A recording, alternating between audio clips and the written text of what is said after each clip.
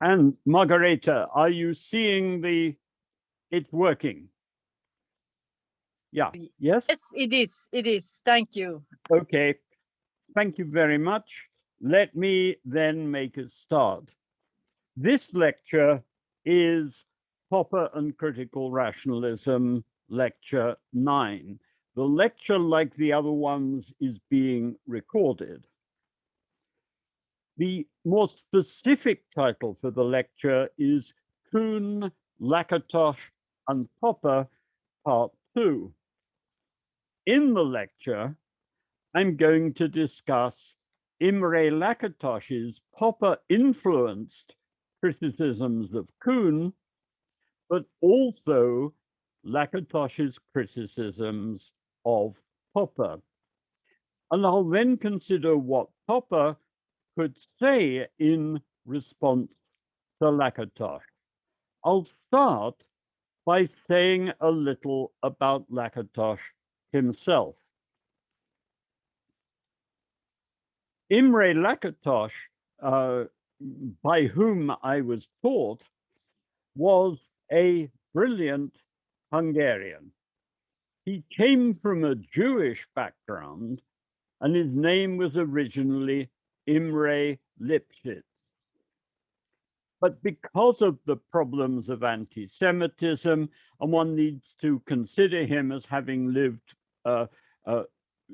through the period of the Second World War and the run-up to it, he changed his name.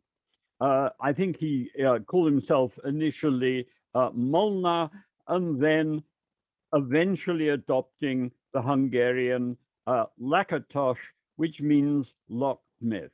I've heard that in part this could have been a gesture towards locksmiths as being suitably proletarian for someone who was concerned with Marxism.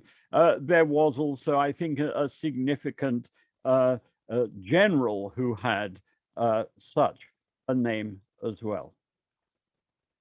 It was even said that he retained the initials IL because he had some shirts with an IL monograph.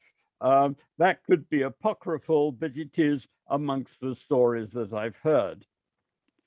During the war, he ran a kind of communist anti-Nazi group. He apparently saw this as a kind of underground group, a political group, and tended to stress its ties to the Communist Party. It was seen by others as really a group of theorists rather than, and the degree of connection with the communist anti-Nazi activities has been contested. There has, however, been some controversy about this because Lakatos seems to have persuaded a young woman who was a member of the group, who it was claimed was putting other members at risk, to kill herself. There is a fair amount of material around about this. Different accounts of it are given. Looking at it in the most generous way towards Lakatos, it's been claimed that this young woman was impulsive and would kind of criticize in outspoken ways the activities of the Nazi sympathetic government police and so on. Other people have said, well, it's really not clear even if she did present a problem. And it was thought that if she was arrested and if she was interrogated, she might reveal the names of the other members of the group. It's been claimed, however, but look, it isn't clear that he really pursued what alternatives there were for just getting her out of the way to distant places or to go and stay with distant relatives or something. And this certainly seems to have been a black mark over his career. And it's one which supposedly came back to haunt him during the time when he was in Hungary. What about his career? Well, he had a background in the study of mathematics and philosophy. He actually worked for a while as assistant to, or certainly was close to, the Marxist theorist George Lukács. He also worked as a functionary dealing with higher education for the Communist Party after the Second World War. And in this context, claims have been made that he was basically the person who was responsible to the Communist Party for a kind of communist takeover of a then independent Erzfurst College. He spent some time studying in Moscow. I think he did some study of physical science there. He was recalled to Hungary, and there he was imprisoned. For exactly what, I am not sure. Things that I've heard being mentioned concerning Lakatos's imprisonment relate in part to the issue of the incitement of this young woman to kill herself that I've mentioned before. It also seems as if Lakatos was involved in kind of intellectual polemics within the Communist Party in Hungary and in preparing a kind of dossier about the writings of a significant figure there, which could be used against him if there was an attempt to oust him, but that in the end, this didn't take place, and it might have been Lakatos's ending up on the wrong side of that led him to problems. But at any rate, he was imprisoned, he was then released, and eventually, at the time of the Hungarian Revolution, he fled the country and moved to Britain. And he was able, I think, from the Rockefeller Foundation to get a grant to take a PhD in philosophy at Cambridge. Lakatos actually had a previous PhD, I think, in the broad field of mathematical education. There was philosophical content to it, but it was written at a time when everything was strongly influenced by Russian-style dialectical materialism. The earlier PhD has disappeared, but in a volume to which I will refer when I send the version with notes to you, someone has been able to reconstruct what at least some of the content of this material was likely to have been.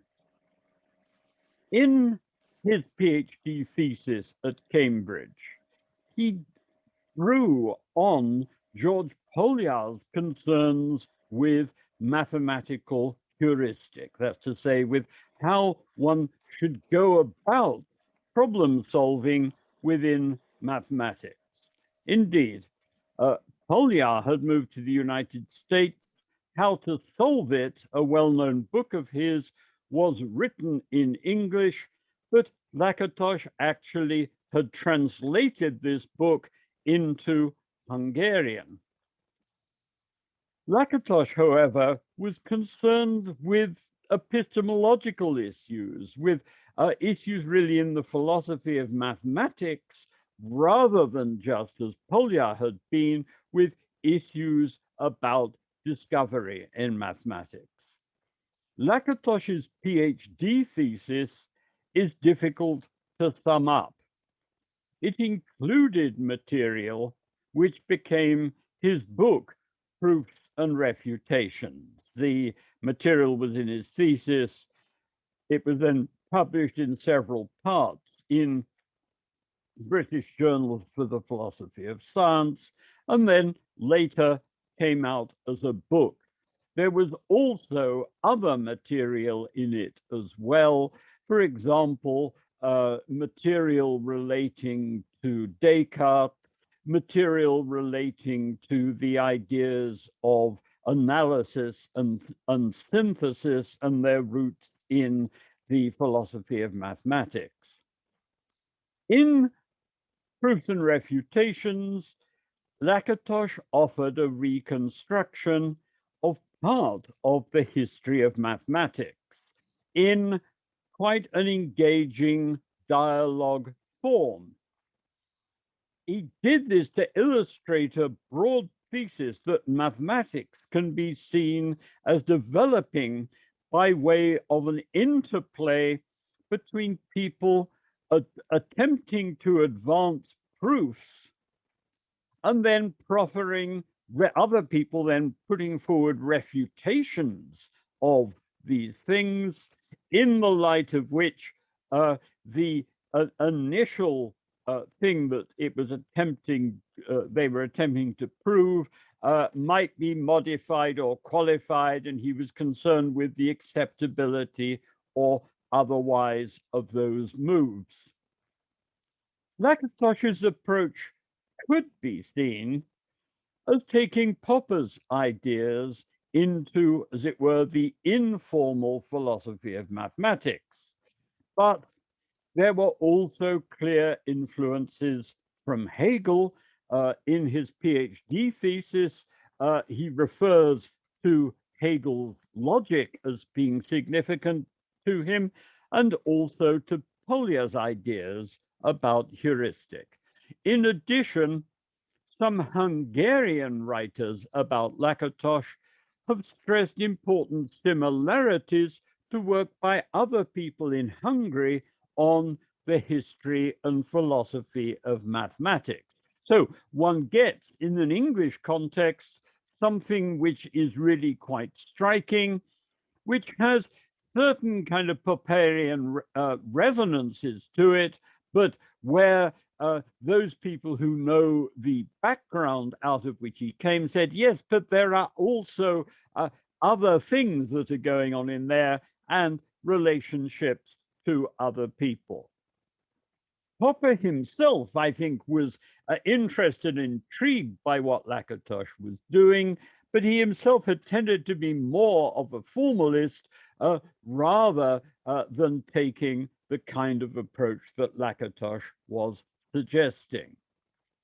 And there were also perhaps some continuities between Lakatos's approach and Soviet-style dialectical materialism, to say nothing possibly of Lukács, whose work he knew well. That, though, isn't an area into which I can sensibly go here. I'll provide some references to people who've talked a bit about this, but certainly Lakatos himself pointed to Hegelianism as significant, and other people have said, yes, but one has to think also of Lukács in this context, because Lukács, while he moved back to a position which was in some ways a more orthodox Marxist one, was initially better known for having a somewhat Hegelian interpretation of Marxism. So, at any rate, there are a lot of interesting traces that people could follow up about that if they're interested. Lakatos was introduced to the LSE philosophy department, I think, by Joseph Agassi. He made quite a hit there. I mean, in particular, that the sort of thing that he was doing was much closer to the LSE's interests than it was to those in Cambridge. I think he was being supervised by Braithwaite, who was a distinctive kind, really, of logical empiricist. And what Lakatos was up to was really rather different from that. And Lakatos was offered and accepted a position in Popper's department at the LSE with responsibilities in teaching the philosophy of mathematics. Over time, however, he gradually became more interested in the philosophy of science. Indeed, he's actually written that some of his initial thoughts on this came as a result of working on the material that in the end went into proofs and refutations, and might be seen as an extension of those kinds of arguments into the philosophy of science. Lakatos also, though, was the key organizer of a large conference that took place at Bedford College in the University of London in 1965. And this involved, amongst other things, Popper and Carnap and Kuhn, and discussions about aspects of their work and their agreement and disagreement with one another.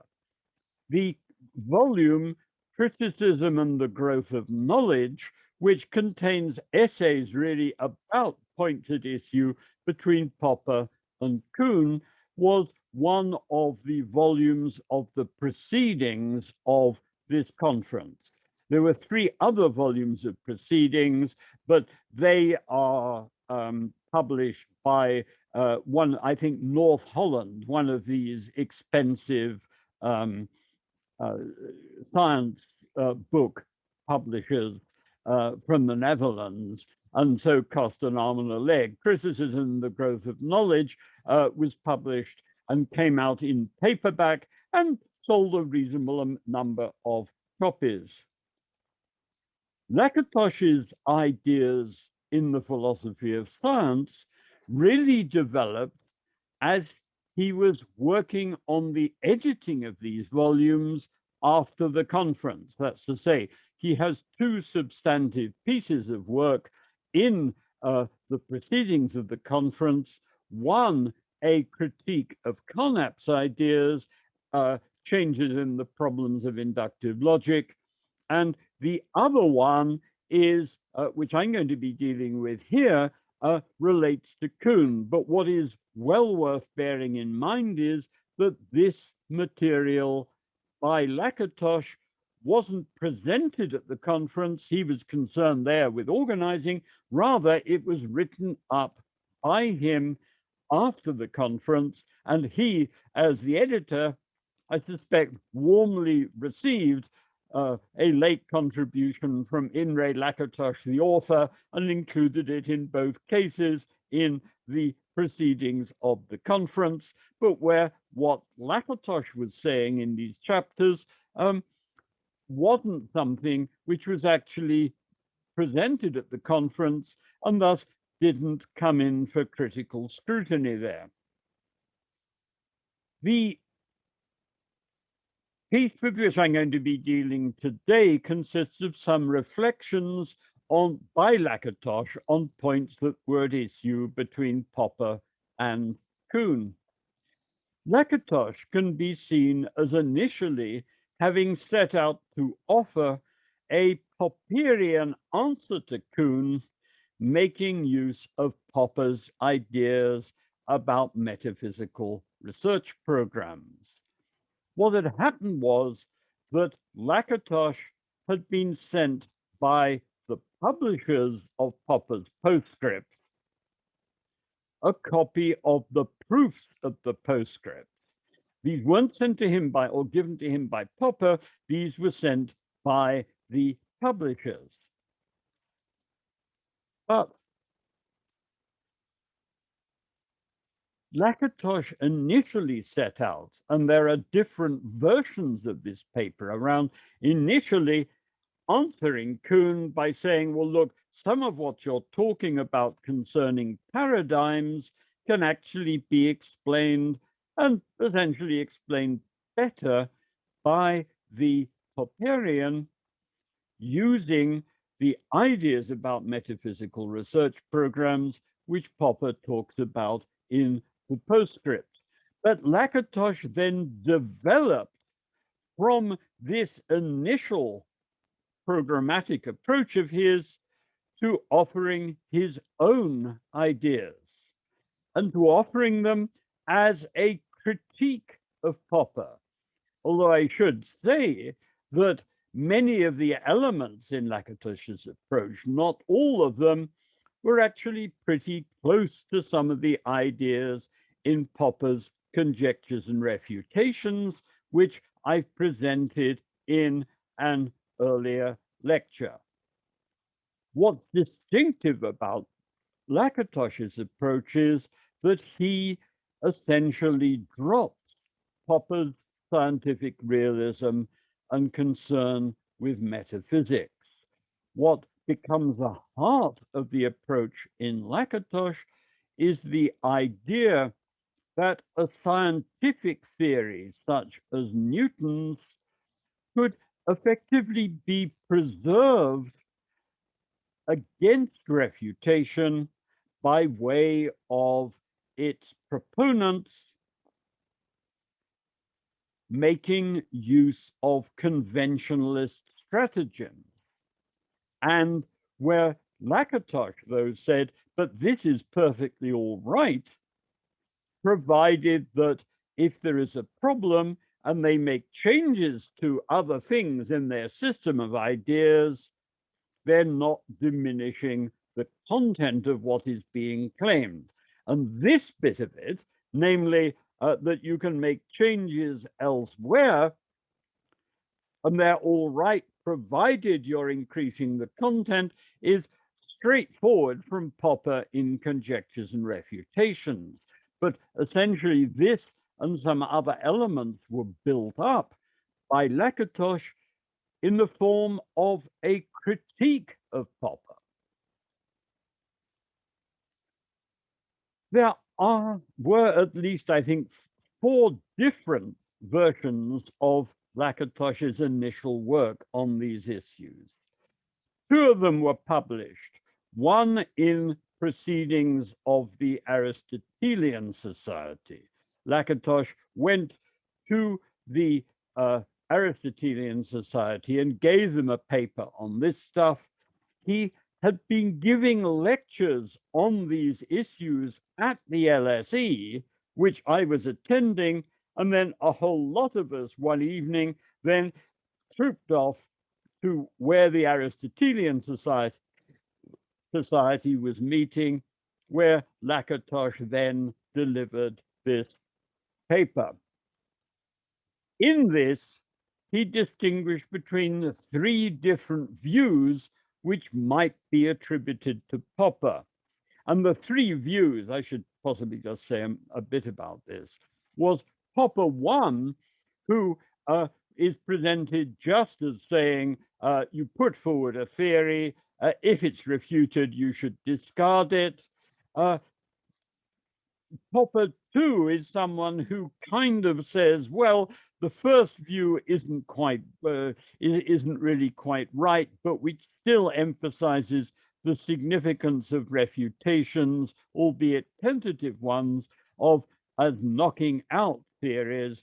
And a third view, Popper 3, which actually is Lakatos's own position, but where he displays considerable skill in claiming that you might attribute any of these 3 views to Popper, but that it's this third one which is the most defensible view, but where it seems to me Lakatos was essentially saying, and it's me, Imre Lakatos, who is the one who's to be identified with this third view, whereas in many respects, it seems to me that there is very little in the third view which isn't already very familiar from Popper, and where I'd alluded before to his ability when he was working in the Communist Party to put together damaging quotations from small comments in footnotes and so on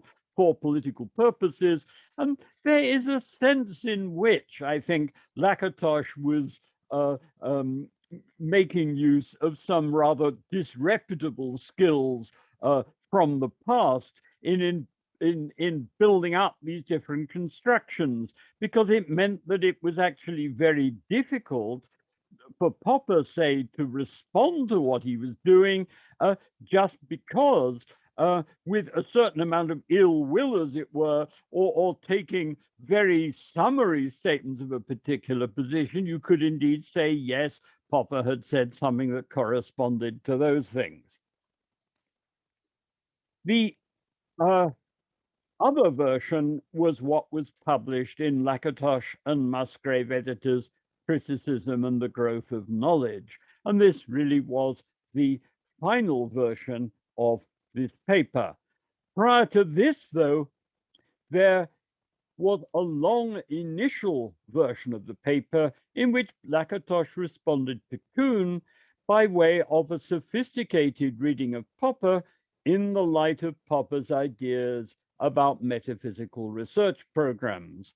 A copy of this is to be found in the Lakatos archive at the LSE. And there is also another somewhat different version of this, which Lakatos had obviously at some point sent to Popper, because it's to be found in the Popper archive at the Hoover Institution. I will not attempt to tell the full story of the development of Lakatos's views. Not only are his views complex in themselves, but one would need, I think, to track them through these different papers and versions, but also to see what is said about his developing views in his correspondence. But it would seem as if the initial stages in the development of his ideas came out of thoughts that he'd had in connection with his proofs and refutations. That's to say, the idea that a simplistic reading of Popper, the Popper one, is problematic, I think was probably suggested to him by his own work in Proofs and Refutations. I have an unpublished paper on some of the latter stages in all of this, which, with a nod to what Lakatos was saying about Popper 1, Popper 2, and Popper 3, I'm planning to call Lakatos 0 because it is concerned with the early version of this paper of Lakatos's, where he was making commonalities between his approach and what Popper said about metaphysical research programs. In addition, if you're approaching Lakatos, it's worth noting that at one level, he was a consummate politician. I mean, that's to say, he had actually been working in and was involved in intrigues in the Hungarian Communist Party and in the process through which the Hungarian Communist Party essentially took over other institutions in Hungary.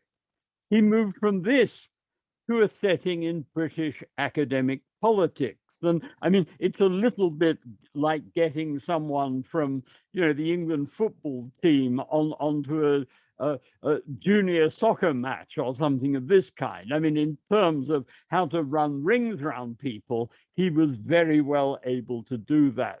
He was also in the habit of making outrageous statements about things, either as jokes or as a cover for being outrageous. And what I would say is that Lakatos's lectures were a source of utter entertainment. I mean, people would come into them who weren't particularly interested in philosophy just because of their entertainment value. They discussed interesting ideas. He, rather than giving just undergraduate lectures as he was billed to do, was talking about his ongoing research, problems that he was grappling with, about particular pieces of reading that he's been doing, giving you various pieces of academic gossip. It was also the case that in a rather heavy-handed and jokey sort of way, he went through moves which could be seen as attempting to pick up one of the American graduate students who was in the, I mean, it was really something of a zoo. It's not the kind of thing that anyone could get away with now, but at that particular time, in the late 1960s, it was on a par with what sometimes happened elsewhere, although Lakatos did it with a great deal of flair and humor. A consequence of all of this is that sometimes it's difficult to discover what his actual views were, and there was, I think, a certain degree of kind of playing around, both in his lectures, but also, say, in his correspondence with Paul Feyerabend, some of which has been published. But what becomes clear, I think, is the kind of picture which I'll offer you now. Lakatos's differences from Kuhn were in part pretty standard Popperian ones. First, he disagreed with Kuhn about seeing science and scientific change in what came over as purely sociological terms. Lakatos was concerned rather with what one could say were world three judgments about the preferability of one theory to another. Lakatos, by contrast with Kuhn, wanted to take a logical approach to theories and their assessment. This clearly opened up the possibility, as we've seen in Popper, of claiming that what actually happened in the history of science wasn't really what should have happened in the sense of what would actually have represented a growth in knowledge. Second, Lakatos was concerned about what came over to him as the relativistic character of Kuhn's views. This raised an interesting issue. As I explained last time, Kuhn didn't want to be a relativist and was clearly disturbed by those in the history and philosophy, and particularly the sociology of science, who embraced and took further just this aspect of his views, like the Edinburgh School in the sociology of science that I mentioned last time. However, the problem was that it isn't clear how Kuhn can really handle this problem, namely how, given what he said, he avoids relativism. For on his account, it's clear that one can't say that there is or could be simply rational progress from one paradigm to another paradigm to another paradigm. And one might say, if one moves away from talking about paradigms, doesn't progress take place with regard to our ability to solve puzzles? But the problem is that there's no notion in Kuhn of certainly any kind of automatic transfer of puzzles that have been solved by one paradigm into the one which supersedes it. There are also two further problems. On the one side, Kuhn stresses the incommensurability of different paradigms. It's not altogether clear what he's committed to when he writes about this, but insofar as he does make the point and suggest that those who are working within different paradigms are, as it were, living in different worlds, it seems to make the rational evaluation of the pros and cons of different perspectives problematic. On the other side, Kuhn's account seems to suggest that what are to be taken as the standards of scientific rationality change with changing paradigms. And the difficulty about this is that insofar as someone maintains such a view, it seems to deepen the problems of rational comparison between paradigms or theories. Unless the person in question offers us some theory in terms of which to make such a comparison unless they show us how to tackle this problem. And that, I think, it isn't clear that Kuhn ever managed to do. Lakatos's own views, as developed in Criticism and the Growth of Knowledge, could be seen as an attempt to respond to Kuhn from a broadly Popperian perspective. Or alternatively, someone might see them as an attempt to offer a more rationalistic reworking of Kuhn's views. And there was a kind of fudging in Lakatos about this. Certainly initially, it looked as if he was sort of standing up for a Popperian approach. Later, and in correspondence with Kuhn, he more or less seems to suggest that he and Kuhn are actually in broad accord with one another, but it should be noted that at the time when Lakatos is writing to Kuhn about this, Lakatos is trying to suggest that they should, in a sense, co-sponsor some conferences on issues in the philosophy of science, where issues raised by both of them would have pride of place. And Lakatos, knowing in this context that he had a lot of graduate students who were working on applying his approach to the history of science, and Kuhn didn't really have any graduate students. And so one might indeed take everything that Lakatos was saying at face value. At other times, one might think, well, this sounds a little bit like the kind of thing that went on when the Hungarian communists were interested in kind of taking over control of other kinds of things.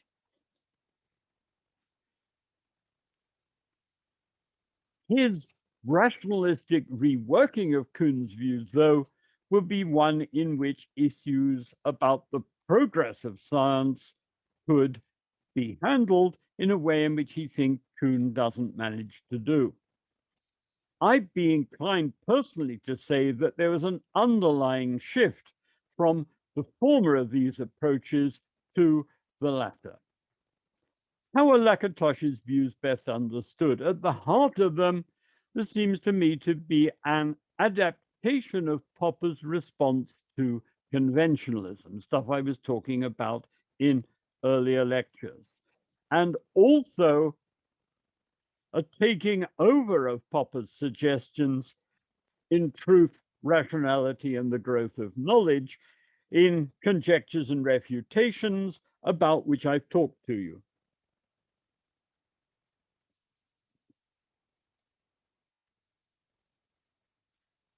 What this would amount to is the idea that what is needed for progress in knowledge, and this is basically referring back just to Truth, Rationality, and the Growth of Knowledge, there needs to be a unifying idea, independent testability, and occasional corroborations.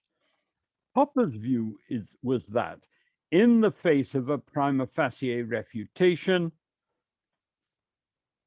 it was in order to respond by making a modification to the system of theories and initial conditions with which one was working, to one's theoretical system, and that anything could be done provided that the content of one's ideas were increased by the changes that you were making. Popper had himself, he tells us in his lectures, told the story of the discovery of Neptune as a response to deviations from Newtonian theoretical predictions about the orbit of Uranus. So I've got that the right way around, haven't I? That it was, yeah. But at any rate, the notion is that you have expectations that a planet would move in a particular way. It moves slightly differently, and the suggestion being made that this can be explained if it's conjectured that there is another planet hitherto unknown which is influencing it, and that in the end was tested for and was discovered. Lakatos offered effectively a generalization of this as an argument against the refutability of Newtonian theory. That's to say, in Lakatos's account, there might be a succession of such predictions.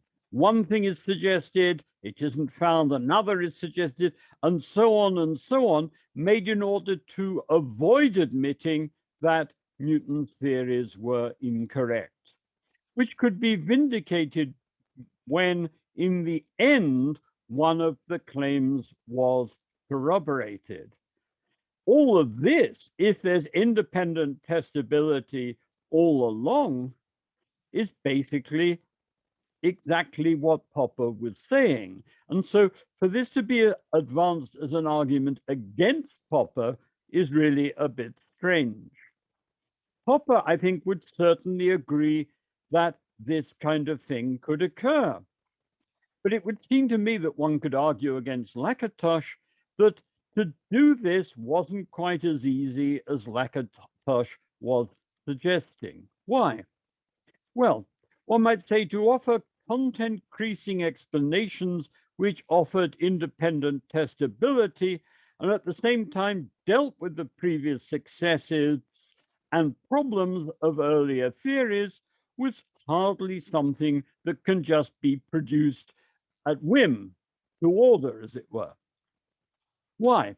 Well, one could do it in the case of Uranus because there was lots of empty space around. That's to say, particular effects concerning the path of Uranus could be explained by postulating that there is another planet out there, because if you postulated that, and indeed it existed, there weren't a whole bunch of other previous bits of knowledge that would upset.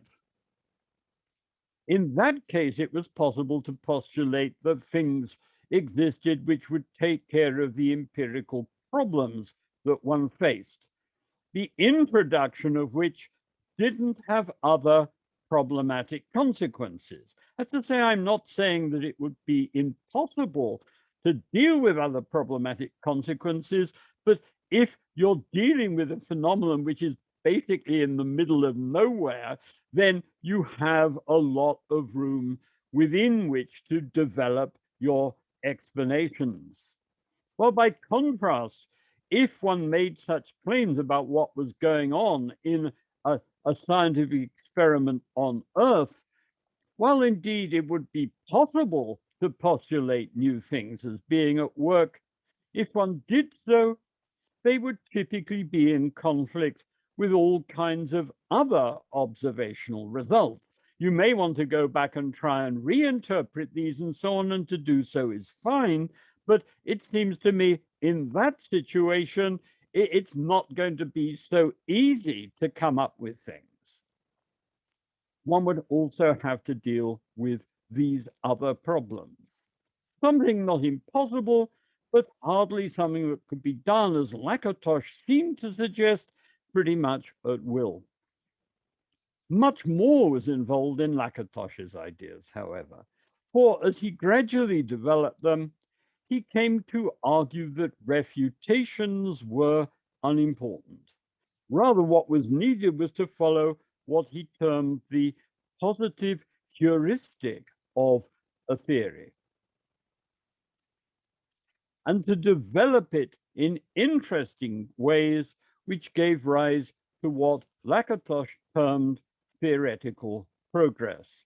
This, for Lakatos, though, was simply a matter of its predicting new empirical consequences. So his argument is essentially that you have, for example, if you take a Newtonian approach, the notion that you should try to find Newtonian explanations for anything that you come across, and you need then to try to develop this heuristic idea in ways that give rise to more and more powerful testable theories, ones which are independently testable. And this is what Lakatos calls theoretical progress. And this again is something which was there in the Popper Conjectures and Refutations material. And some of this needed, as Popper had indeed suggested in the Conjectures material, occasionally to be confirmed. So all of that side of things really looks like a kind of dramatic way of representing ideas which were already in Popper. All this, however, enabled Lakatos to deal with various of Kuhn's concerns. Stability in science, which was one of the big deals for Kuhn, was to be explained by way of people taking methodological decisions, not to alter key components in their leading and most favored theories.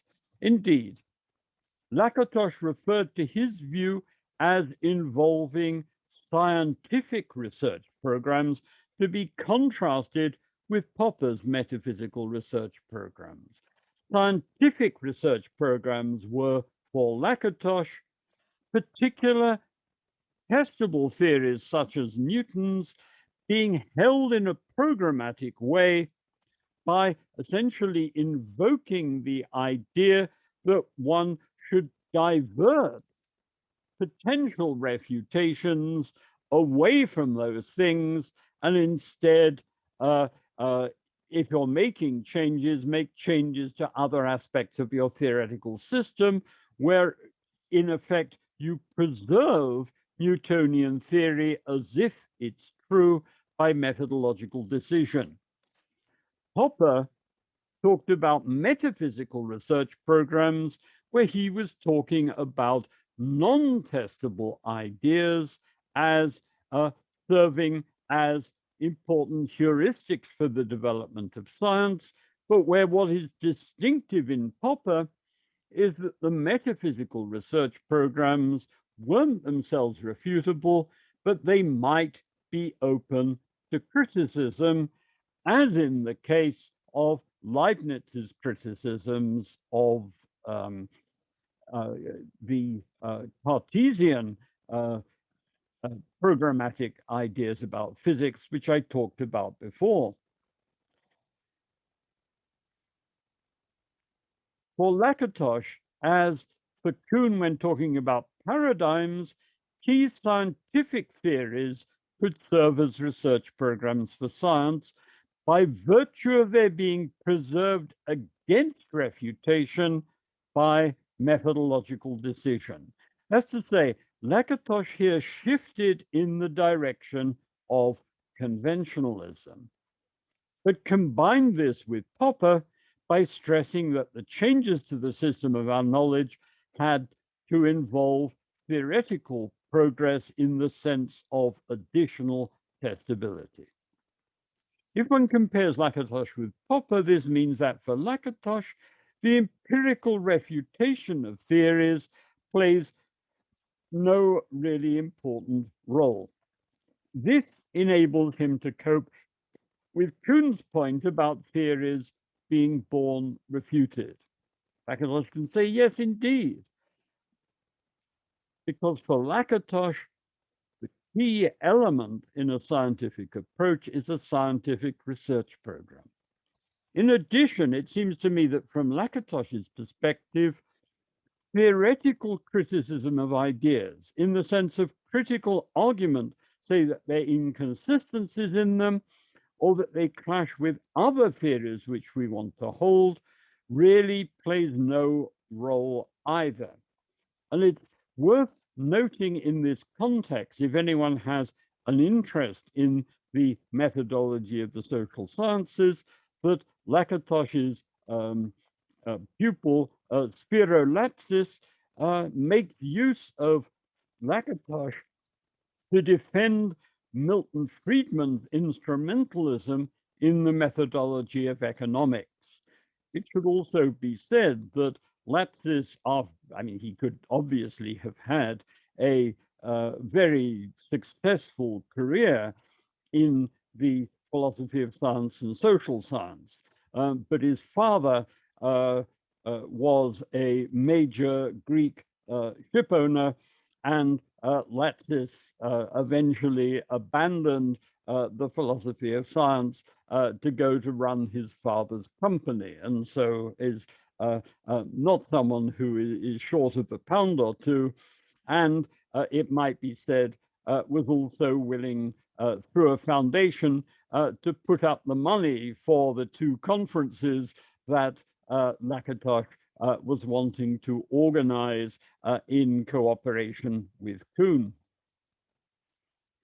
All that matters for Lakatos is that there is theoretical progress in the sense of additional or excess empirical content, and that there are occasional corroborations. And you'll see, I think, that what he's offering in all this, while it is different from Popper's approach, in many respects is just making use of ideas that Popper had set out in Conjectures and Refutations. One other issue that came to concern Lakatos was the claim that there was something problematic about Popper's anti-naturalism. That's to say, Popper's theory was at heart not setting out to offer a description of science, but rather to offer a normative theory of science. Popper makes this explicit in the logic of scientific discovery. It also obviously follows from the fact that in his view we can choose, and he sees scientists as choosing what aim of science to pursue, and that it's only really if you're a realist that it makes sense to pursue his approach. Lakatos was concerned that the idea that philosophers might be aiming to correct scientists seemed in some ways to be hubristic. I mean, was it really philosophers' job to be telling scientists how to do science? And he'd been struck also by Michael Polanyi's emphasis on the importance of great scientists in the development of science. Polanyi had put forward an interesting approach to the philosophy of science, which stressed the significance of a tacit knowledge on the part of scientists, but also that there were significant research centers and that the people directing them would basically tell the younger scientists who were working for them what it did and what it didn't make sense to pursue as programs in science. For example, they might say to people, look, okay, you've got what looks like a refutation of that theory. We just can't see that it makes sense to take that seriously. You have to find some alternative path. They might alternatively make suggestions about how they should be working. And Lakatos, I think, was really quite sympathetic to this.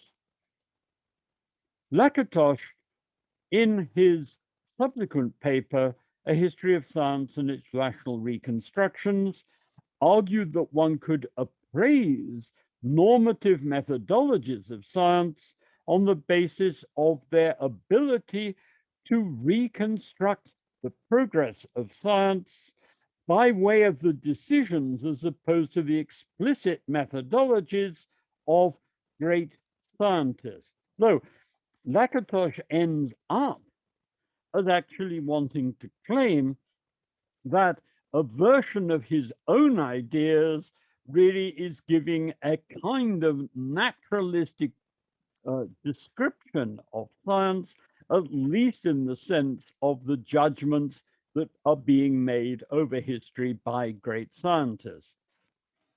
This then led to a research program of its own in the early 1970s, in which graduate students of Lakatos's were given the task of looking at episodes in the history of science and setting out basically to vindicate Lakatos's philosophy of science by showing that the key judgments by important players really backed up what Lakatos was saying by showing that to say what great scientists did, not necessarily what they said, but what they did was in tune with Lakatos's philosophy of science. This, I think, even then seemed to me a strange exercise in the sense that there was a problem as to what defines a great scientist. That's to say, if someone says, right, what you have to do is to write a history of philosophy in which actually the underlying judgments of the great philosophers are ones that confirm Popperian ideas.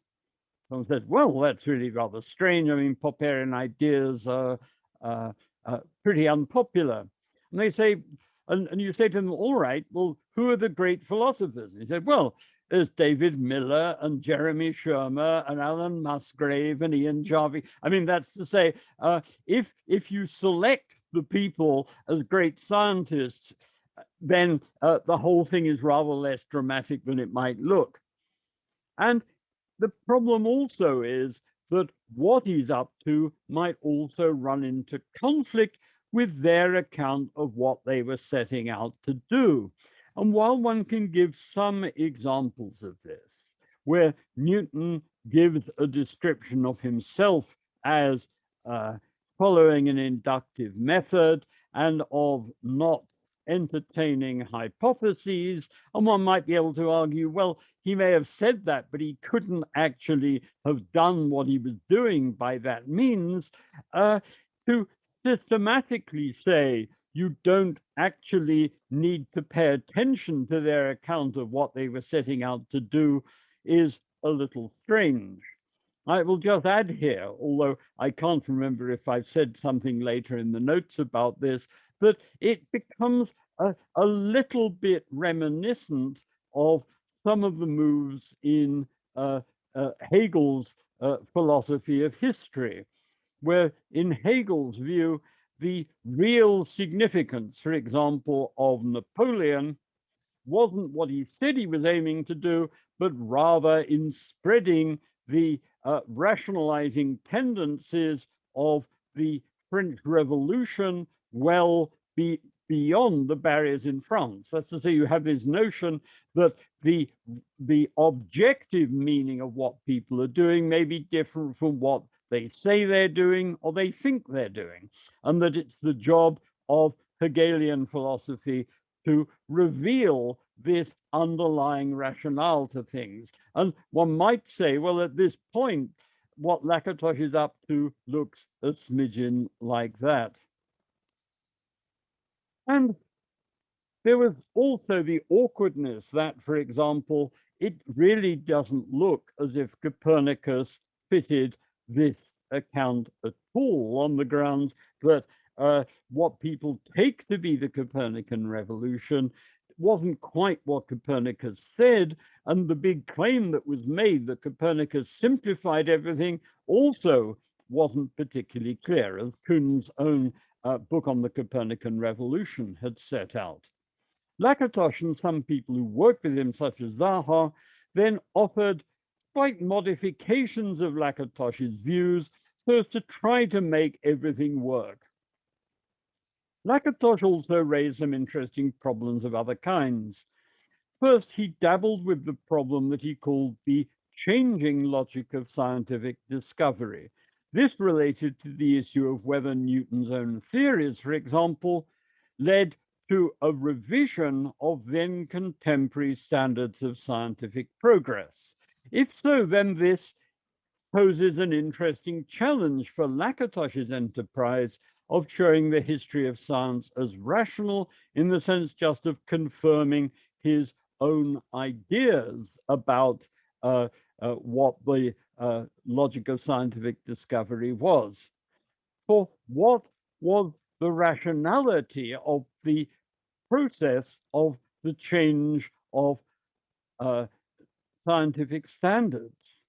Lakatos, it seems to me, floundered around a bit here, initially playing with some ideas, which, however, took a turn that looked disconcertingly irrational. That's to say that the intuitions of great scientists could be in the lead and that standards would only catch up with these later.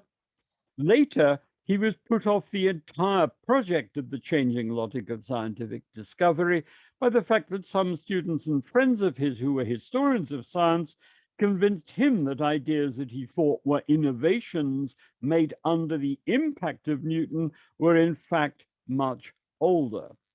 Paul Feyerabend encouraged him to have a look at the idea of the changing logic of scientific discovery again, but by then it was too late.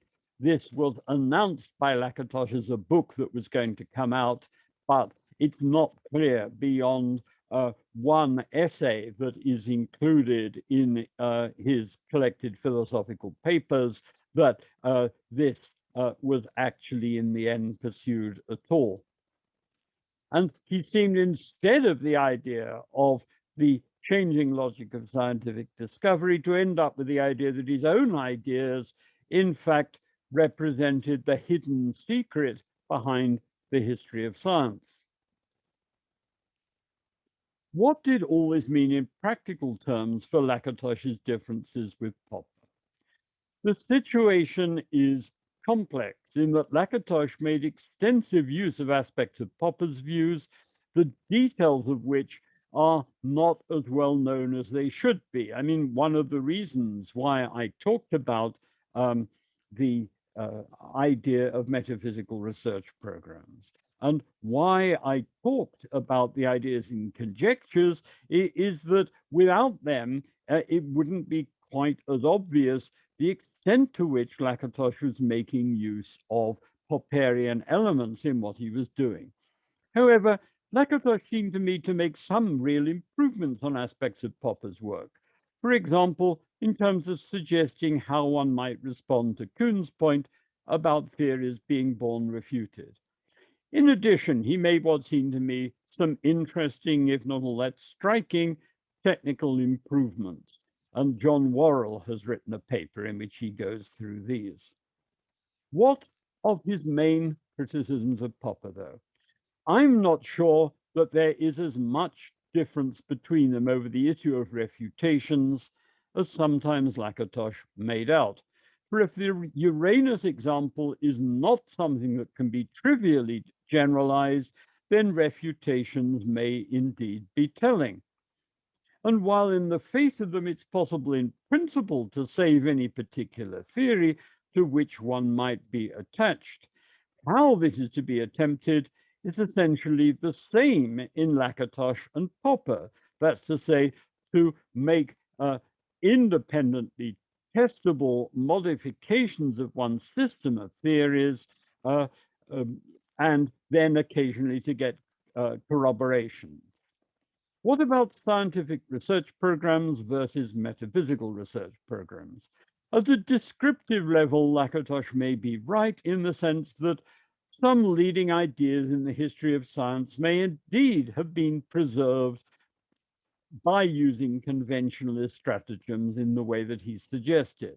But if we're concerned with what would have best led to the growth of science, it's by no means clear that the conservatism that people showed in the face of Newton's theories was necessarily all to the good. By contrast, Popper argues for the importance of the contention of speculative ideas and the role that can legitimately be played by theoretical criticism of them and by argument about them. I don't know if, in the end, it's Popper's approach which here is correct, but it certainly seems to me to be interesting and not obviously worse than Lakatos's supposed improvements. What then happened? Well, Lakatos was a man of considerable personal magnetism.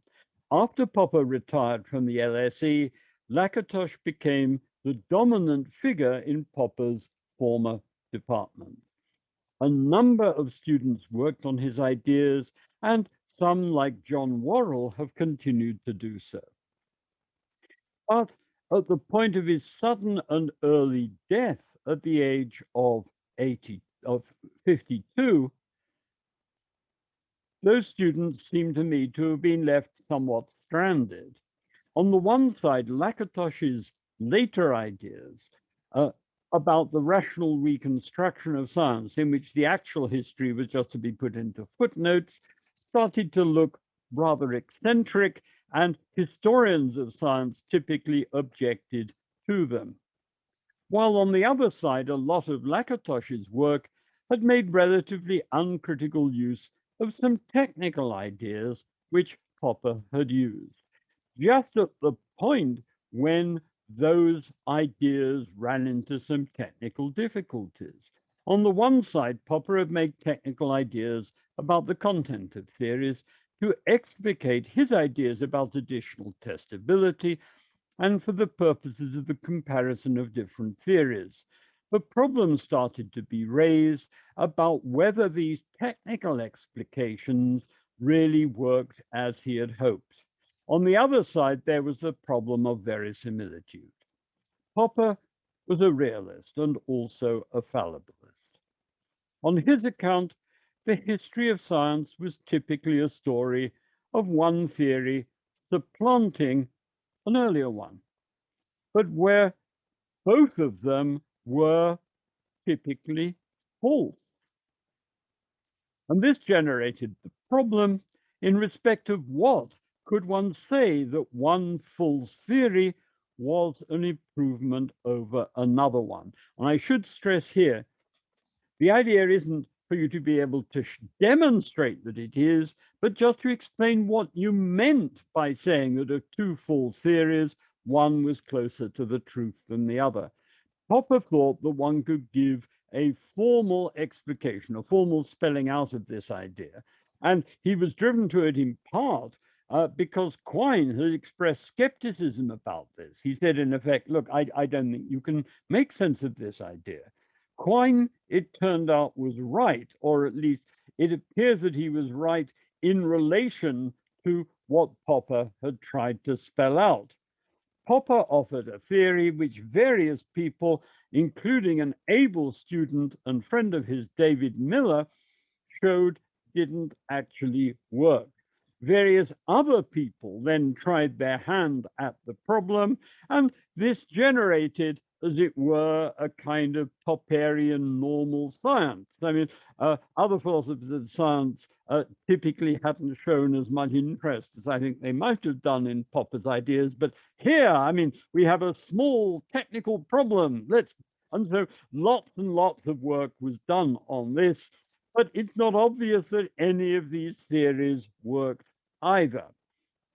It might be sour grapes, not least in the face of my own technical ineptitude, but I suspect that the problem may lie in the idea that we need to have, or could expect to have easily to hand, formal explications of such things. But I mean, it might have been better had I been in a position to come out with and to argue this point before this whole thing was started, rather than at the end of it.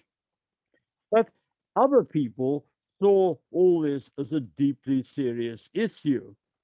It's worth bearing in mind, though, that Popper's concern was to explicate verisimilitude, not to offer a theory as to how one could tell that one theory had greater verisimilitude than another. If he'd done that, it would, in fact, look like a theory of induction. And that he certainly didn't want to offer. Although certain of his formulations on this are a little dodgy in the sense that there's been some discussion about whether at a certain point Popper linked corroboration and ideas about corroboration and verisimilitude a bit more closely than he should have done. The result of this, I think, was that interest in Popper's ideas waned. But also, so did interest in Lakatos's. Many of his students went on to do other things, while Lakatos looked at one time as if he and his work would become a really big deal. And he attempted, as I've mentioned earlier in this lecture, to arrange a series of conferences in which Kuhn would participate, and in which I think it's pretty clear that Lakatos was hoping to harness Kuhn's prestige for his own cause. The steam went out of all of this with his death. The conferences took place, 2 volumes based on them came out, but really then things, I think, went into decline. And several people who'd been interested in his and Popper's approach then moved back in the direction of logical empiricism. And so in some ways, if one asks, well, why is it that the LSE didn't remain a kind of thriving place for a Popperian approach, I think in many respects it's to be explained by the role that Lakatos had, his early death, and in many respects the collapse of his own program. Let me call a halt now. I'll stop the screen sharing.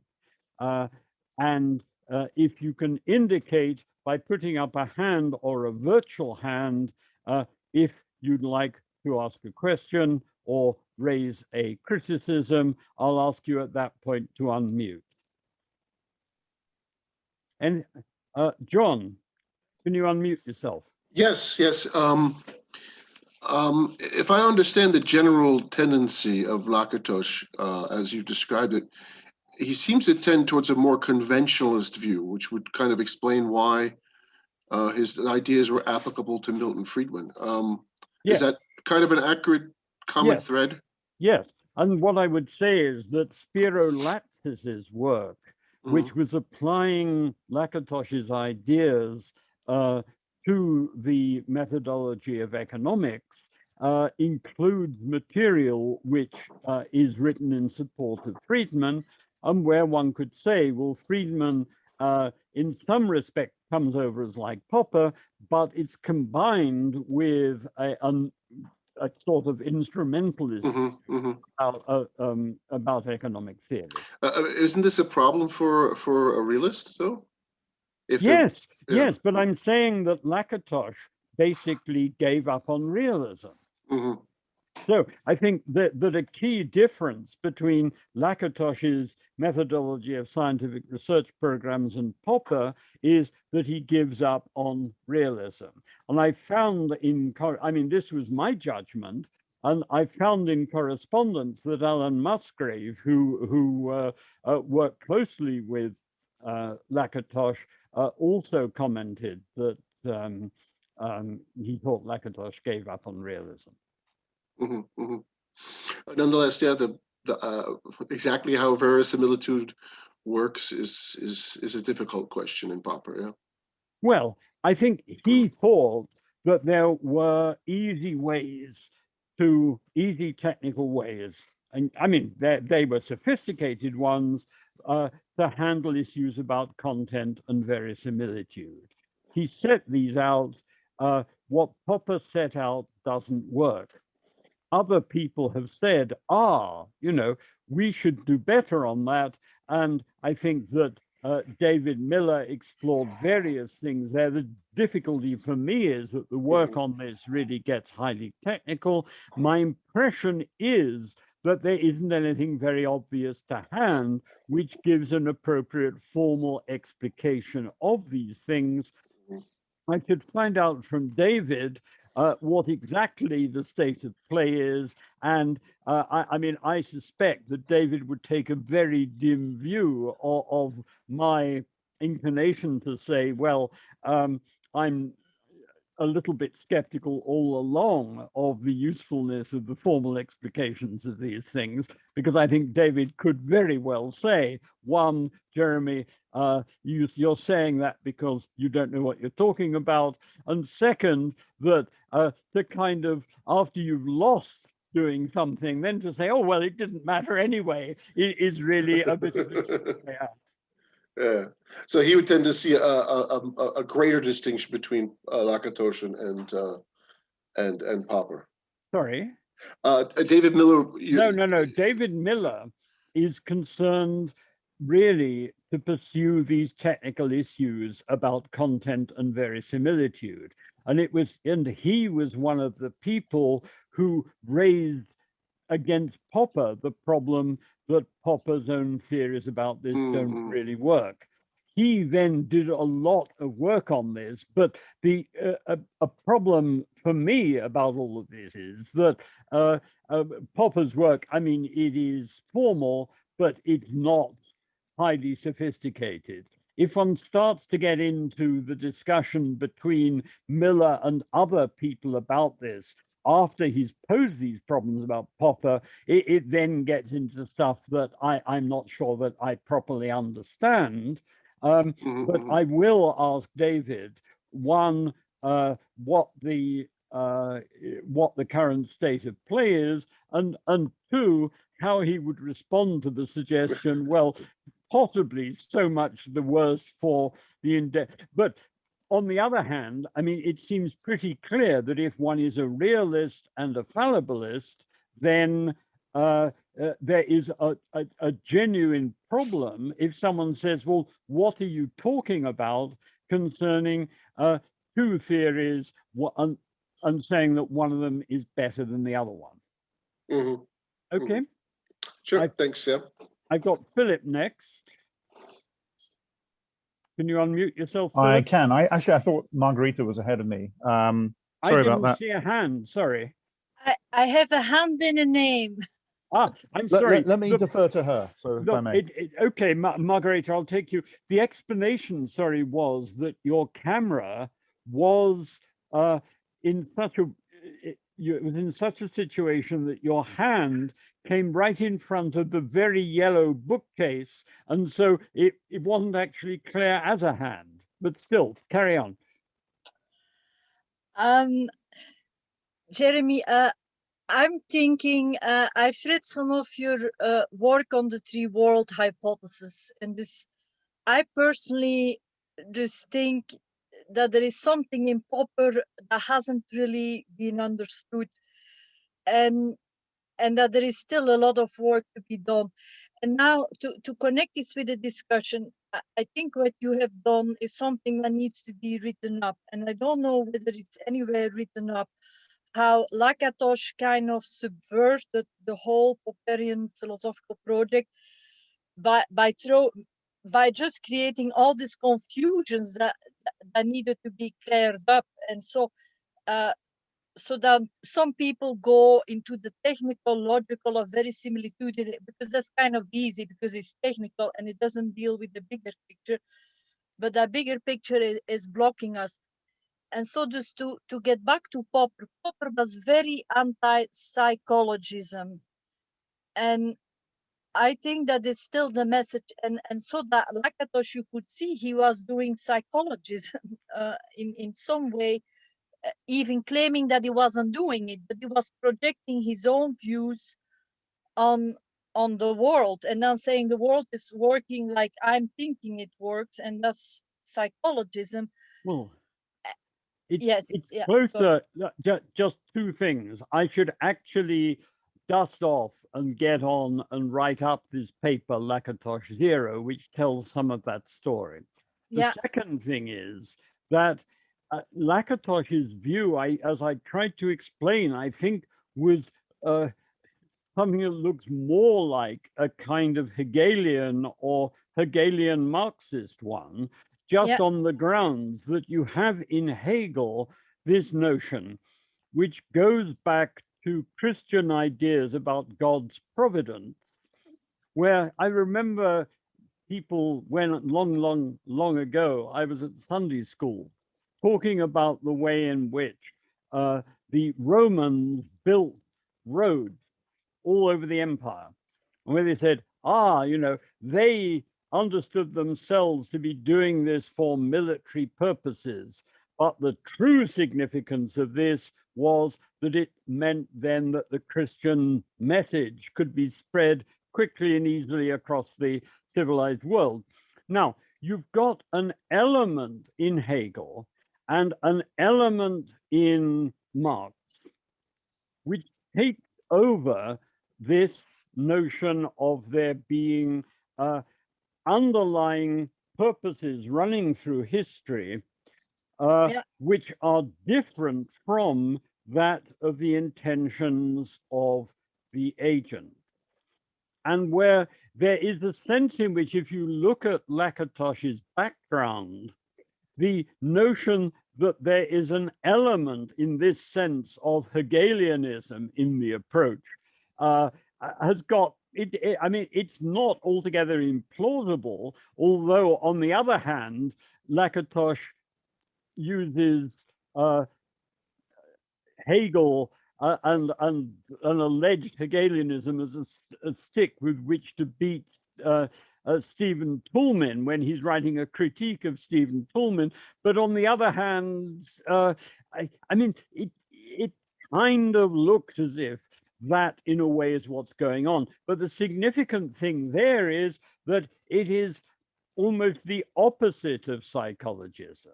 It is a theory that there is an underlying logic to the actual unfolding of human history, or to the key elements of human history. I mean, I won't go on about this stuff now, and exactly how it relates to Marx is a bit ambiguous, but it's certainly the case that one can document that Marx himself had as one thread in his work a kind of reinterpretation of a similar sort of notion. And so I think it's that which is going on there rather than psychologism. But on the other hand, I mean, I am inclined to write that up. And it's also the case that if this series of lectures is successful, I might try and use it along with criticism that I get from you guys as the basis to write some of these things up. On the other hand, I think I would have to be careful what I actually say in print, although it's like, I mean, it's difficult with Lakatos because he was really charming, funny, very impressive, but on the other side, some people have said, well, at a personal level, he was awful.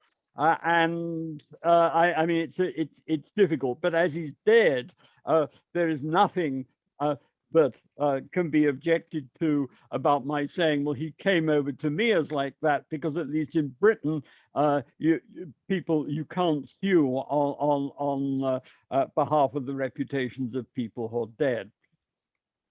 All right.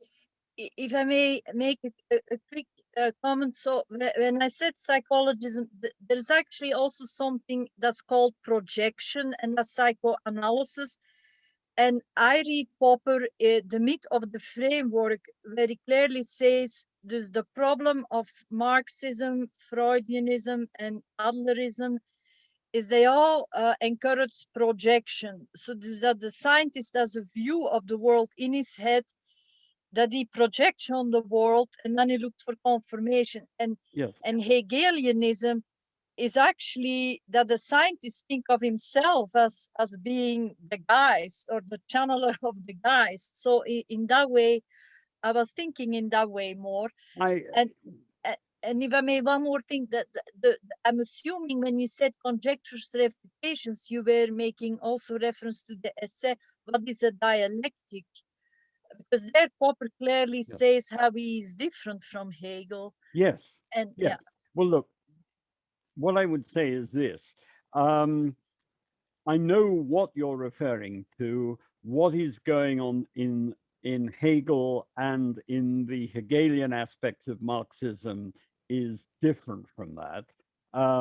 It would, I think, probably be overstretching what we can do reasonably in the discussion for me to say more about that now.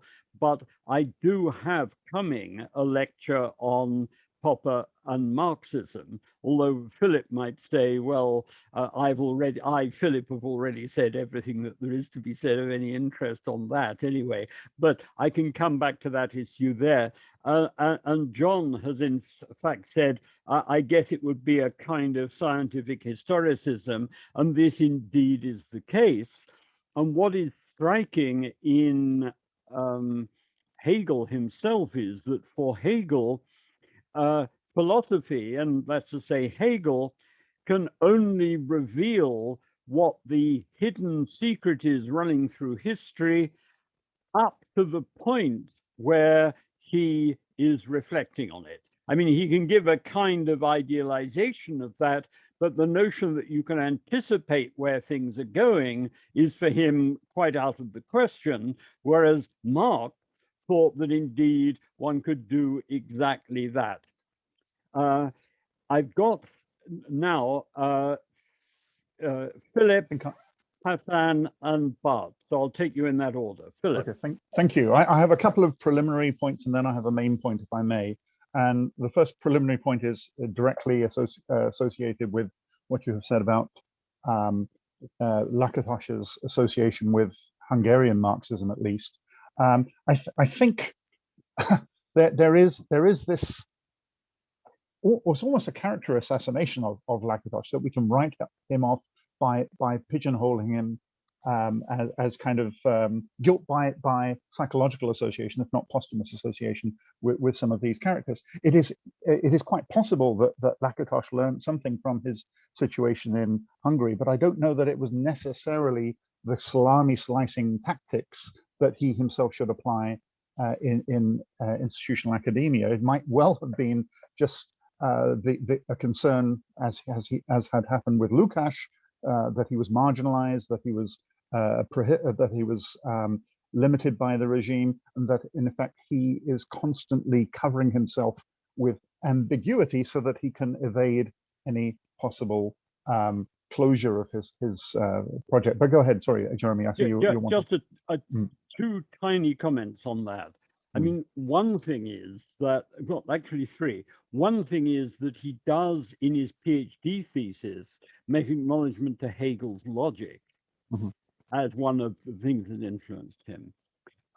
A second thing is that the commonalities between his approach, I'm not saying that it's identical, but certain kinds of similarities in terms of an interest in the informal developments in mathematics and their reconstruction as in a kind of dialogue form is something that other people who were friends of his were involved in. A third element to all of this is that Lakatos in Britain was a stateless person. And he'd been applying for British citizenship and he was getting knocked back. It has been claimed that after his release from prison in Hungary, he gave an undertaking to report on anything of interest amongst intellectual friends to the Secret Service there. And I think one of the issues in that context was that that if there had been a strong continuation of academic Marxism in his views, he would, I think, have been foolish to come out and admit this in a situation where it could be used against him by people who are working for the security services. That being said, I mean, it's also clear that while he was good at and keen on academic politics, but at the same time, he was someone whose own political views were explicitly hostile towards the revolutionary students at the LSE. But I won't pursue that one because that wasn't your main point. So, so this, is one of four preliminary points. Sorry. And I mean, just if I may go back to that first of the four preliminary points, and then hopefully I'll get to my main point. I mean, Lukács's views are not the kind of dogmatic Marxist. It's not easy to reduce Lukács to Lenin. In fact, there was a suppression of Lukács and a marginalization of Lukács for many, many years by both the Bolsheviks in Russia and indeed by the Hungarian communists. And it was with that tendency within that more humanistic and activist tendency within Marxism that Lukács was associated, and that Lakatos, through his association with Lukács, became associated, if you wanted. But may I move on to two other very quick elements here? First is what Lakatos tries to do explicitly is to abandon the demarcation of metaphysics and science. He says that he criticizes Popper for having adhered to that for far too long, and suggests that and suggests that indeed by rebranding metaphysical research programs as scientific research programs, he's merely honoring, if you will, Popper's key notion that because metaphysics is untestable and not generally at the forefront of scientific efforts to refute theories, there is this recognition by Popper that he claims that there is this kernel, this core of the irrefutable in any scientific research, that all he's doing is bringing it forward and recognizing it. I think that is slightly strange, but it echoes some of the things that Bartley was saying at that same conference in 1965 about the inadequacy of Popper's demarcation there. So there's that, and can I then just the two other preliminary things that I wanted to say was, number one, he does make reference on a couple of occasions in his essay in that volume that you've referred to the postscript after 20 years as he had available as proofs. He says, for example, in the appendix to that essay on page 183, he makes reference to the postscript. Not a very extensive expression. There's only reference once in the text on page 183, and then in a lengthy footnote. But he does at least acknowledge that Popper was the source of many of his ideas regarding this new program. And he does express it. Yeah, sorry, go ahead. Sorry, just on those, before we get to your first point. I mean, first of all, I don't think, well, I just say I would disagree with you about the issue concerning demarcation, because on two grounds. I mean, first of all, Popper was wanting to stress that theoretical systems needed to be refutable. That was exactly what Lakatos said. They both then agreed that if there is a refutation, then it is possible for us to make content increasing testable modifications to them. So they were at one with regard to that. The big thing was that for Popper, he wanted to say, over and above testable theoretical systems, there are also metaphysical theories which can provide guidance to science. He suggested one himself, and which are open to critical discussion. The other thing is the references to the postscript. In referring to Lakatos and the postscript, I was referring to the earliest unpublished version of Lakatos's paper. And in that, he basically announces himself as going to provide a sort of Popperian response to Kuhn by making use of ideas from the postscript about metaphysical research programs. What happens is, over the course of revising that and leading up to the criticism and the growth of knowledge, Lakatos moves to develop a rather different theory and to put the stuff about metaphysical research programs and Watkins' work on metaphysics to one side. I mean, there are tiny references to it, but because Lakatos is by then offering something very different. Well, yeah, I mean, I think there are differences, but I think that he's claiming, even at the very end of that essay, that what he's doing is making explicit Popper's abandonment of, or in effect, abandonment of the demarcation. to all intents, a demarcation which was central to his work in 1934 in the Logic. This is the claim that Lakatos is making. It's not my claim; he's wrong. It's his claim. Yes, he is. But that's wrong. what he is claiming. So yeah, I mean, so and just one other preliminary point. Another one. I'm going to get to the main point after, and that is just reading through some aspects of the correspondence in the archive.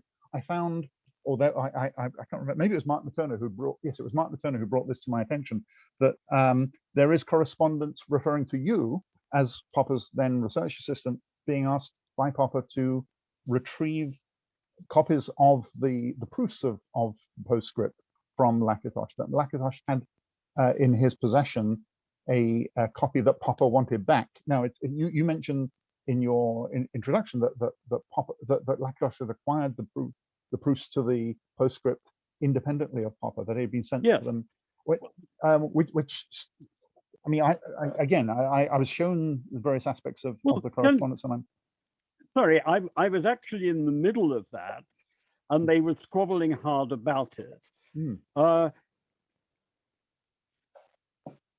Copies of the proofs had circulated. For example, John Watkins had been given a copy of the proofs by Popper. Lakatos had referred to material in the postscript, in something that Popper saw. They were then quarreling about all sorts of things. Popper said, basically, Lakatos, return the proofs to me. Right. Lakatos said, you can't ask me to do that because I was sent the proofs by the publishers rather than they're being given to me by you. And I mean, they were threatening to sue one another about this when I was the muggins sitting between them. So this particular stuff is engraved in my soul. I'm sure it is, yes. And Agassi has said in passing, well, Popper, Lakatos wasn't given a set of the proofs. Well, this is perfectly true. He wasn't by Popper, but he was sent them by the publisher. Okay, well, thank you for clearing that up. I was mystified. I've been very interested in this story, and I think it was Mark that showed me a couple of letters that Popper had written and were in the archive that refer to you and asking you to be the person in between. My main point, can I get to my main point, which is finally, sorry about taking so long over the preliminaries. The main point is this, you made reference to Lakatos's schema that there are 3 Poppers. And you're right, there are 3 Poppers. He refers to the first as a Popper 0, and he recognizes that Popper 0 is a complete and utter myth. It's a myth fabricated by the positivists, that Popper was simply a dogmatic falsificationist, that any refutation was taken immediately to disprove and discredit a theory. That's the first thing. He says that has never been Popper's position, and other than perhaps when Popper was in the earliest of the 1920s formulations of his view, but certainly not the published Popper that we know of. Popper 0 never published and possibly never actually existed. Popper 1 he describes as the naive methodological falsificationist, which is the more sophisticated, the more methodologically intriguing set of approaches that are advanced in the logic of scientific development and which we associate primarily with Popper. He's suggesting that then there is a subsequent Popper 2, the real Popper version 2, which he refers to as sophisticated methodological falsificationism.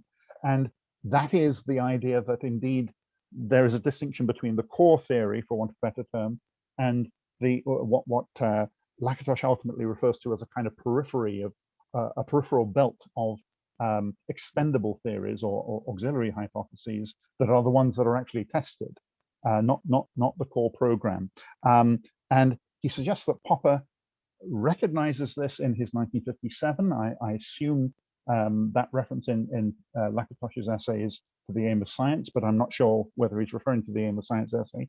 He also makes reference to precisely the Conjectures and Refutations essay, that truth, rationality, and the growth of knowledge, and seems to fully embrace that position of Popper's, but he says that Popper left it underdeveloped, that while there are these elements of what Lakatos describes as sophisticated methodological falsificationism. They are crowded out and drowned out by the noise of the naive methodological falsificationism that he believes Popper should have abandoned, but that Popper is most closely associated with. So that was the main point that I was gradually building to, and maybe at this point I'm gonna mute and put my hand down. If I can just respond to that very briefly, but the problem in a sense is this: Lakatos then went on to be more and more explicitly critical of Popper. I mean, you'll see that there's a short piece, for example, in the collected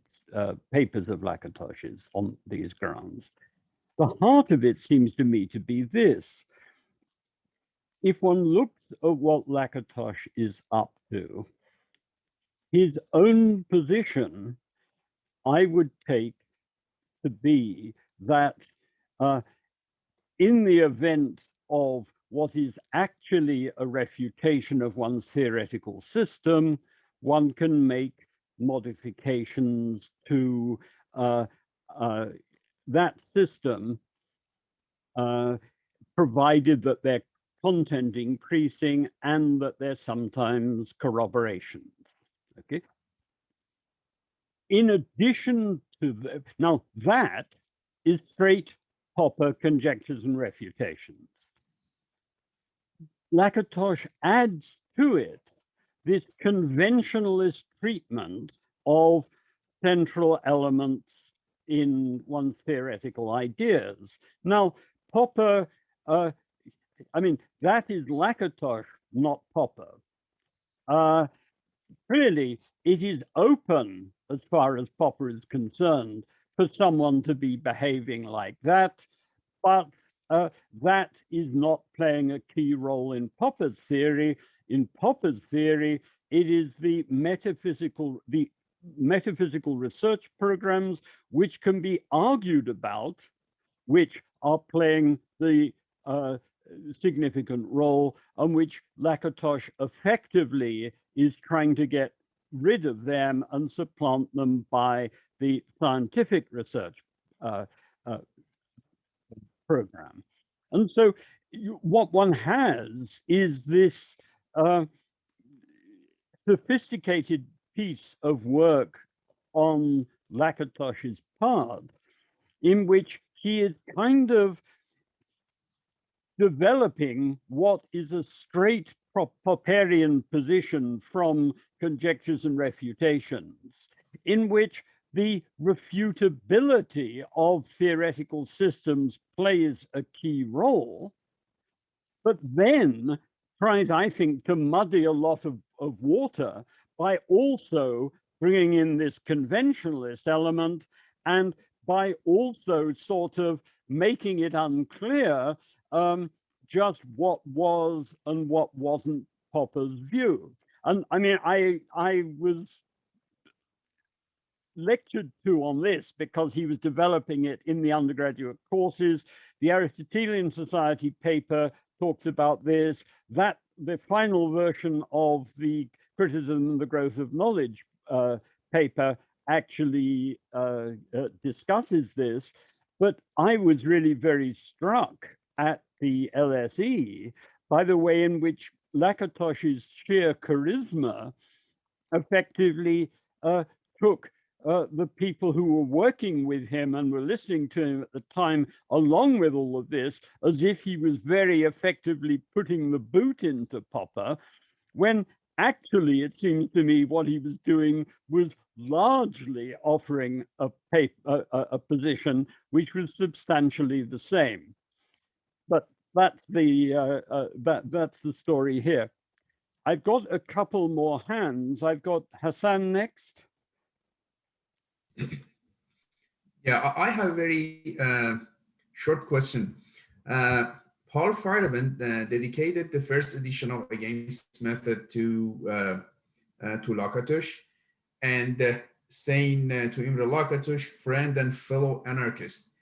And we know that the Lakatos's entire life project was the rational reconstruction of the history of science, which aspect of his theory or the theory of the methodology of scientific research program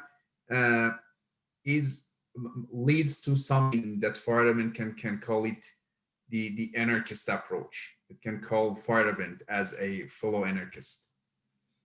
Okay, I can explain that, I think, in a reasonably simple way. I can't remember if I've talked about this already, but one of the striking experiences that I had at the LSE was when Paul Feyerabend was delivering a course of lectures on the philosophy of science. And this was the period in which he got interested in the manual on witch hunting called Malleus Maleficarum. And he said, well, actually, the people who were critical theorists of witches were much more empirically based in what they were doing than Galileo was. Feyerabend was claiming at that point, and there were other people who'd made similar claims, although it's subsequently being contested, that some things that Galileo was developing as accounts of experiments that he'd undertaken were simply idealized thought experiments, where Feyerabend, by contrast, was saying, but look, in this Malleus Maleficarum, there is detailed empirical reports that the devil's sexual member is icy cold. Okay, so he had a lot of fun. I've got a copy just almost within reach of the book, which I thought I should really then need for the purposes of studying the philosophy of science. Now, one of the striking things about Lakatos was this. First of all, while Feyerabend was giving these lectures, Lakatos was also at the front of the room writing refutations of Feyerabend's points on the chalkboard behind him. So they were doing a kind of double act. The second thing was that Against Method was supposed to be a volume in which Lakatos and Feyerabend would go head to head for and against Method. And they did a lot of teasing of one another. The substantive point really was that Lakatos, it appeared, was hoping to come up with a theory about the rational appraisal of research programs, which could be of practical use to people giving grants. That's just, but in fact, and I think as no one who is a Popperian should have been surprised, all Lakatos could actually do was to say, well, so far, this theory has been progressive in a way in which this hasn't, okay? And Feyerabend represented this as a climb down on Lakatos's part because he said, but look, Lakatos, this means that actually a scientist from your perspective can do anything.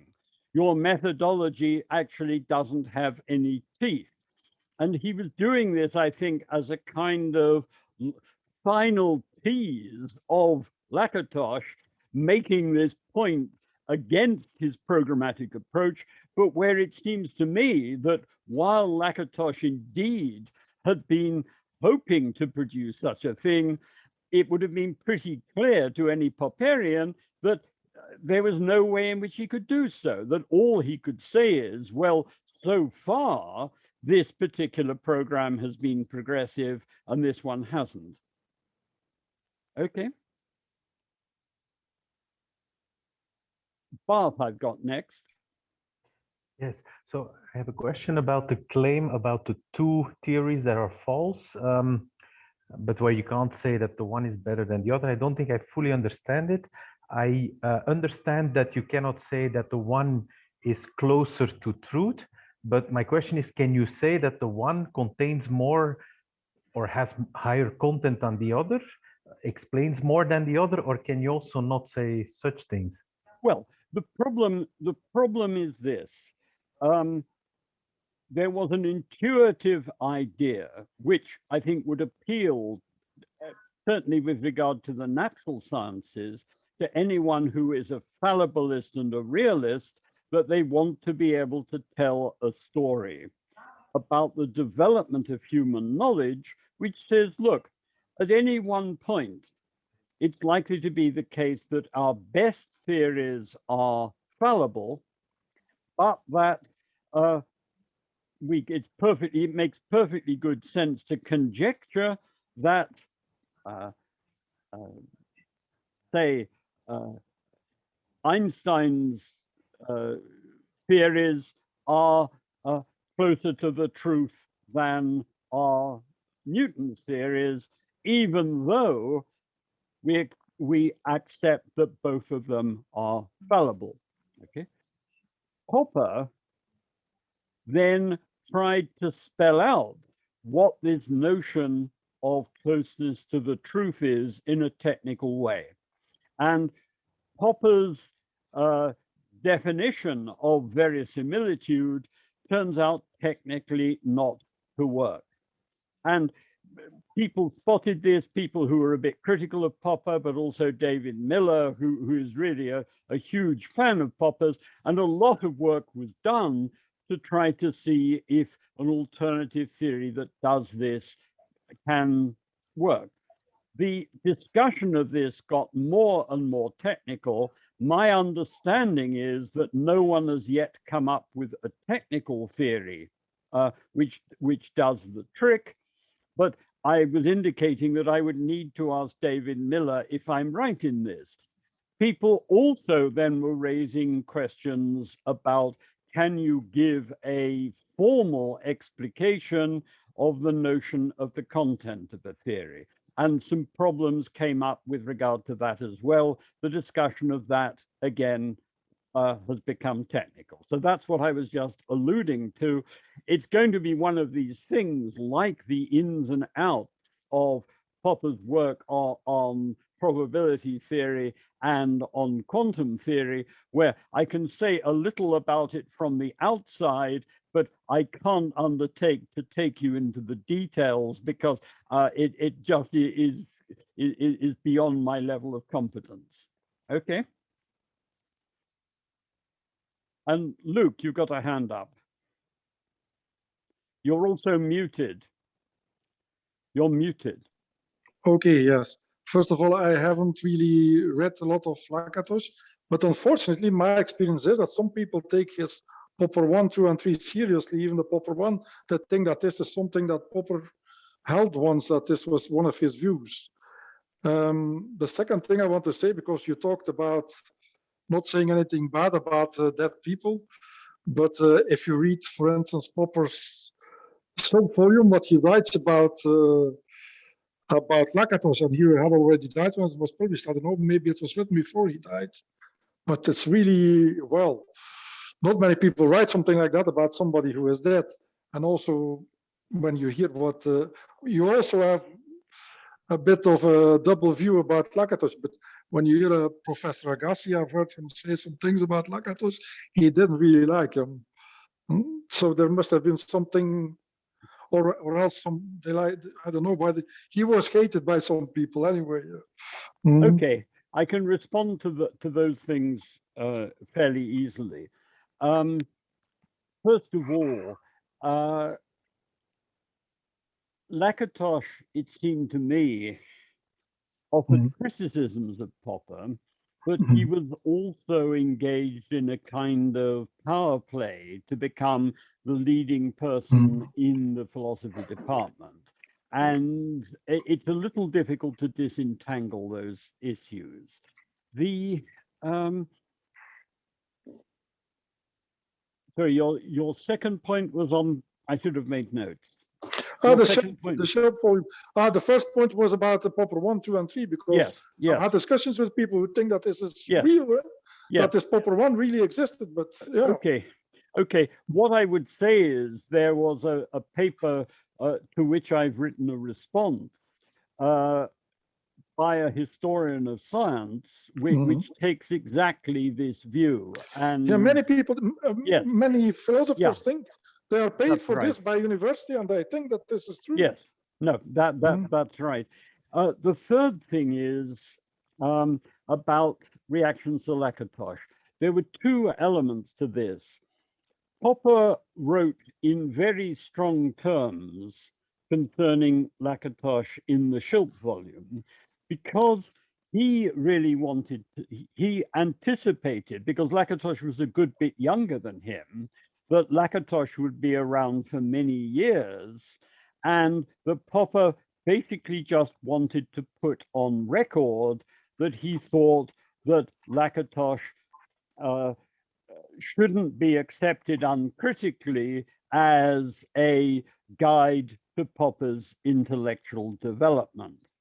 Now, what then happened was that I was working as Popper's assistant. I was based in the philosophy department. I knew this was coming out, and I was absolutely scared as to what would happen when it did, not least because they had already been arguing about the proofs of the postscript and threatening to sue one another.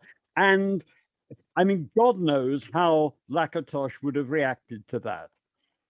As a result of this, before it came out, I was both saddened, but also felt incredible relief when I heard that Lakatos had unexpectedly died. That's very weird. I was otherwise going to be in the middle of a God Almighty row. And what also has to be said is that, I mean, Popper was well-intentioned, but wasn't very good at academic politics. Lakatos was brilliant at these kinds of things, and I was afraid that really things which were going to be very unpleasant would happen.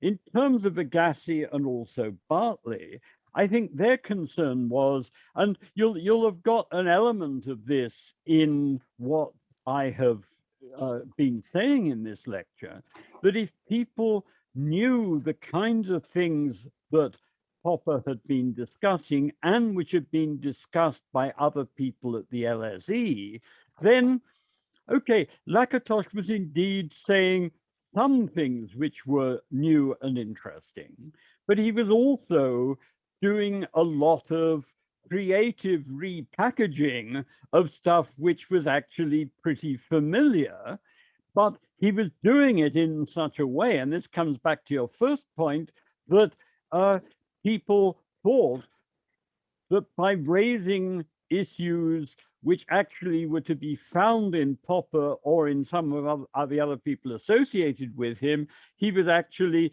scoring new and really powerful and devastating points against Popper.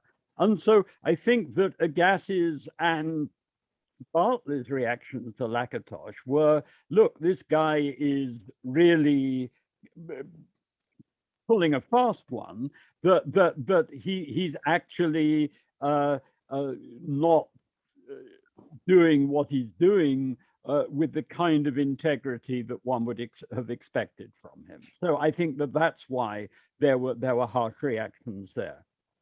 I'm sorry. Yes, maybe this is more gossip than something else, but no, it's interesting to hear. Yeah, I'm sorry, but yeah, but it's interesting to hear, because if you're an outsider, you think, what is this? He writes this about the guy who has just died, and yes.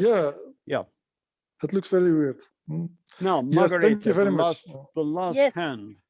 I wanted to ask you a question, your insight regarding the article Truth, Rationality and Progress of regarding what?